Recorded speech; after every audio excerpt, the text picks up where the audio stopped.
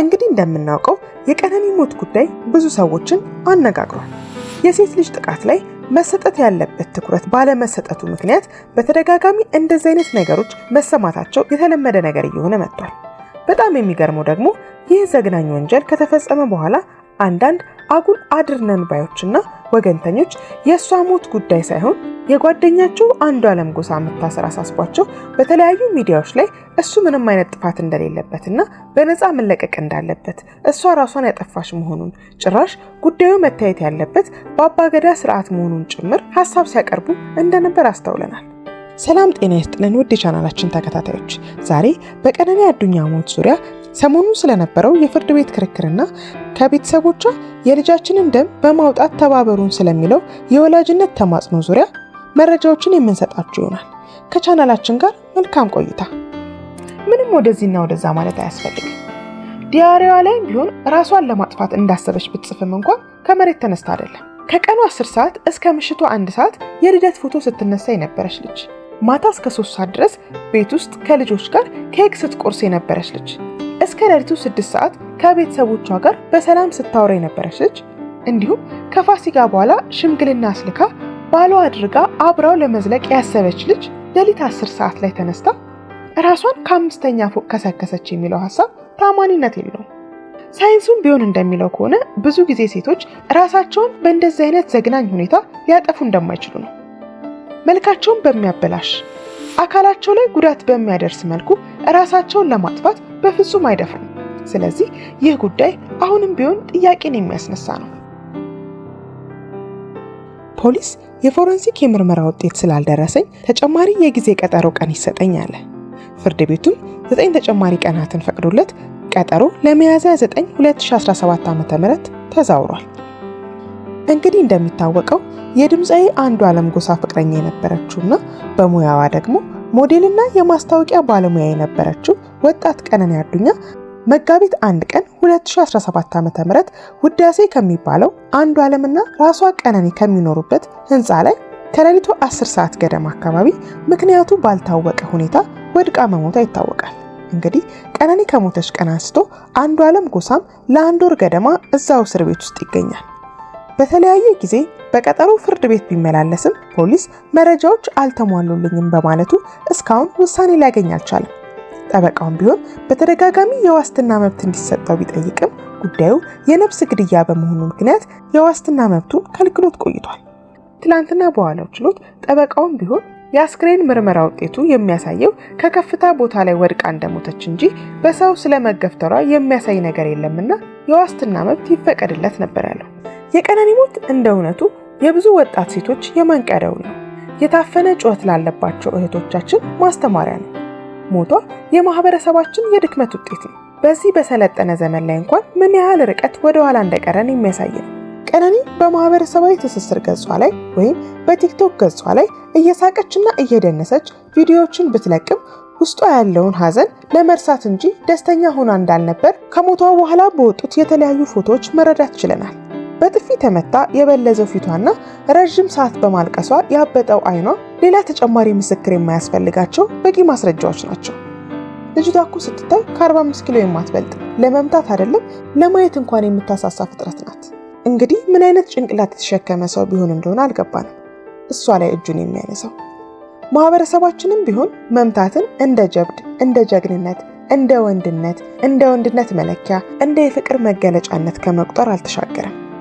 መመታትንም ቢሆን ልክ እንደ ለፍቅር የሚከፈል መስዋዕትነት፣ የፍቅር መገለጫነት ቢወደኝ ነው እንጂ ባይወደኝ ኖሮ አይመታኝም ከሚለው የዘቀጠና የበሰበሰ አስተሳሰብ አልተላቀቅንም። በእርግጠኝነት ያለችበትንም ሁኔታ የምትነግራቸው ሰዎች አይዞሽ ይሄ ቀን ያልፋል ስለሚወድሽ ነው፣ አንቺም ቢሆን አታናጁ፣ ወንድ ልጅ ካልተማታ ምኑን ወንድ ሆነ የሚሉ አስተያየቶችን እየሰጡ ዝም ከማስባል አይወዝኑ። እንግዲህ ቤተሰቦቿ ማለትም እናትና አባቷ በቅርቡ በማህበራዊ ሚዲያ ላይ ብቅ ብለው የልጃችንን ደም ሀገር ውስጥም ውጭ ሀገርም ያሉ ኢትዮጵያውያን ተባብረው እንዲያወጡላቸው አሳስበዋል። ወላጅ እናቷ በሐዘን ከስለው ድምጻቸው በለቅሶ ሰሉ መናገር እያቃታቸው ነበር የልጃቸው ደም በከንቱ እንዳይቀር ከሀገር ውስጥም ከሀገር ውጭም ያሉ ኢትዮጵያውያን እንዲረባረቡላቸው ተማጽናቸውን ያቀረቡት። እንግዲህ አባትየውም ቢሆኑ መጀመሪያ የቀብር ስነ ስርዓቷ ላይ የልጄ ደም እንደ ሃጫሉ ደም በከንቱ ተዳፍኖ እንዳይቀርብኝ ካሉት ንግግር በኋላ ነው እንግዲህ በድጋሚ በማህበራዊ ሚዲያ ላይ መጥተው የልጃቸውን ሞት እንደ ተራ ነገር ቆጥረው ለማዳፈን የሚሞክሩትንና የሚያስፈራሯቸውን ሰዎች አስጠንቅቀው የኢትዮጵያ ሕዝብም እንግዲህ የልጃቸውን ሀቅ በማውጣቱ ረገድ እንዲተባበራቸው የጠየቁት። አመል ይሁን ባህል ወይ ደግሞ ልምድ ሆኖብን እኛ ኢትዮጵያውያን ስንባል በሰው ቁስል እንጨት መስደድን እንወዳለን።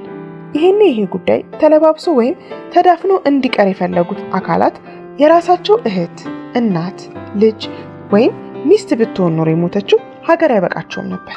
ነገር ግን የሰው ሲሆን ይቀልብናል። ነግበኔን ረስተን ለመፍረድ እንሯሯጣለን። ይህች ወጣት ገና ከፊቷ የሚጠብቃት በጣም ብዙ መልካም እድሎች የነበሯት፣ ብዙ መስራት የምትችል ጎበዝና ታታሪ ልጅ ነበረች። ለቤተሰቦቿም ቢሆን ብርሃን፣ የደስታ ምንጭ፣ ምናልባትም ደግሞ ነገ ታሪካቸውን ቀያሪ ጧሪ ቀባሪ የምትሆን ልጅ ነበረች። እንዲህ ባጭሩ የተቀጨችው እንደው ምናልባት እንኳን የዛን ዕለት እሷ አልገፈተራትም ወይም ራሷን አጥፍታ ነው ቢባል እንኳን እንደዚህ አይነት ውሳኔን እንድትወስንና እንድትፈጽም ማን ሊያበረታታት እንደሚችል ወይም በዚህ ድርጊት ኃላፊነት ሊወስድ የሚችለው ወይም ተጠያቂ የሚሆነው ግለሰብ አንድ ነው። እንግዲህ የአንዱዓለም የሰሞኑን የፍርድ ቤት ጉዳይ ደግሞ ይህንን ይመስላል። ከእጮኛው ከቀነኒ አዱኛ ሞት ጋር በተያያዘ ተጠርጥሮ በእስር ላይ የሚገኘው ድምፃዊ አንዱዓለም ጎሳ መጋቢት 29 2017 ዓ.ም ፍርድ ቤት ቀርቦ ፖሊስ በጠቀሰው የምርመራ ቀናት ዙሪያ ውሳኔ ለመስጠት ቀጠሮ መሰጠቱ ይታወቃል። ድምፃዊው ከጠዋቱ 3 ሰዓት በፌዴራል የመጀመሪያ ደረጃ ፍርድ ቤት አራዳ ምድብ ችሎት የቀረበ ሲሆን በጉዳዩ ተጠርጥሮ ለእስር ከበቃ ወዲህ ለአራተኛ ጊዜ ፍርድ ቤት የቀረበው ድምፃዊ አንዱዓለም ጎሳ በችሎቱ ሲገኝ ሙሉ ለሙሉ ጥቁር ልብስና ኮፍያን አድርጎ ነበር።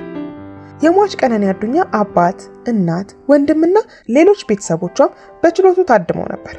ፖሊስ መዝገቡን ለክፍላችን አቃቢ ሕግ የላክን በመሆኑ አቃቢ ሕግም መዝገቡን ከተመለከተ በኋላ መሟላት አለባቸው ያላቸው ነገሮች ማለትም የረከቦት ምንጣፍ፣ የፎረንሲክ ምርመራ ውጤት እስኪመጣ ድረስ ሟች ከዚህ በፊት ሕክምና ስታደርግ በነበረበት የሕክምና ተቋም የተወሰኑ ባለሙያዎች ማለትም የሐኪሞች ማስረጃነት ቃልን ስላልሰጡ የእነርሱን ቃል እስክንቀበል ተጨማሪ ጊዜ ያስፈልገናል በማለት 10 ተጨማሪ የምርመራ ቀናት እንዲፈቀድላቸው ጠይቀው ነበር። የአንዱዓለም ጠበቃም በበኩላቸው የአስክሬን ምርመራ ውጤትና ማብራሪያው መጥቷል። ውጤቱ የሚያሳየው ሟች ከከፍታ ቦታ ላይ በመውደቋ መሞቷን ነው። የሟች አስክሬን ምርመራ ውጫዊ ሰውነቷ የመበለዝ፣ የመቧጨር፣ ቀድማ መሞቷን ወይም ተገፍትራ መውደቋን የሚያሳይ ነገር የለም። ሟች ራሷን ያጠፋችው። የአዲስ አበባ ፖሊስ ኮሚሽን የምርመራ ቡድን የሟች የዕለት ተዕለት ውሏን የምትጽፍበትን ማስታወሻ ወይም ዲያሪ አግኝቷል። በዲያሪዋ ላይ ህይወቷን ልታጠፋ እንደምትችልና ለዚህም ውሳኔዋ ቤተሰቦቿን አንዱዓለምንና ጓደኞቿን ይቅር እንዲሏት የሚጠይቅ ነው። ስለዚህም ደንበኛዬ በዋስ ወጥቶ የደረሰበትን ከባድ ሐዘን እንዲጨርስ ይፈቀድልን፣ ደንበኛቸው አስፈላጊ ከሆነ ከሀገር እንዳይወጣ ታግዶ የዋስ መብቱ ተከብሮለት ከስር እንዲለቀቅ ሲሉ መጠየቃቸው ተገልጿል። ፍርድ ቤቱ የግራ ቀኙን ክርክር ካዳመጠ በኋላ ፖሊስ የያዘውን የምርመራ መዝገብ ተቀብሎ በተጠቀሰው የጊዜ ቀጠሮ ላይና በዋስትና ጥያቄ ላይ ውሳኔ ለመስጠት ማክሰኞ መጋቢት 30 2017 ቀን ለተለዋጭ ቀጠሮ በሰጠው መሰረት ችሎት ተሰይሞ የነበረ ሲሆን ፍርድ ቤቱ በሰጠው ውሳኔ ፖሊስ የጠቀሰው ቀን ተፈቅዶለት ተለዋጭ ቀጠሮ ለሚያዝያ 9 2017 ዓ.ም እንደተዘዋወረ ተገልጿል። ፍትህ በግፍ እየተደፈሩ እየተገደሉ ላሉ ህፃናትና ሴት እህቶቻችን ቸር ያሰማን ኢትዮጵያ።